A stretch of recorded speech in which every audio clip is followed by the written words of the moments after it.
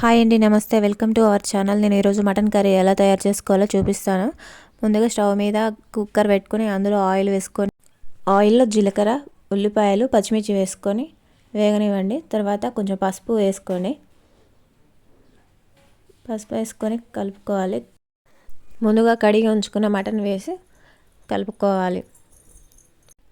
ఇక్కడ నేను mutton KG తీసుకున్నానండి. దీనిని బాగా కలిపేసుకొని కొద్దిసేపు మూత పెట్టుకుందాం. ఇప్పుడు మళ్ళీ ఒకసారి మూత ఓపెన్ చేసి అల్లం వేసుకొని బాగా కలుపుకోవాలి. కలుపుకున్న తర్వాత ఉప్పు వేసుకోవాలి. టేస్ట్కి సరిపోయేంత ఉప్పు ఎవరి టేస్ట్కి సరిపోయేంత వాళ్ళు వేసుకోండి. కొంతమంది ఎక్కువ తినచ్చు, కొంతమంది తక్కువ తినచ్చు. ఉప్పు వేసుకొని ఇప్పుడు కలుపుకోవాలి. ఇప్పుడు ఒకసారి మూత పెట్టి తీసి ఇందులో కారం వేసుకుందాం. కారాన్ని బాగా కలుపుకుందాం.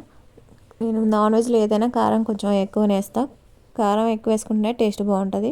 ఇప్పుడు మూత పెట్టి తీసుకొని ఇందులో ఆయిల్ పైకి వచ్చాక ఇందులో కొంచెం వాటర్ పోసుకుందాం. ఇప్పుడు ఒకవేళ మటన్ లేతదైతే 5 విజిల్స్ పెట్టుకోండి. కొంచెం ముదిరిందైతే 7 విజిల్స్ వరకు పెట్టుకోవచ్చు.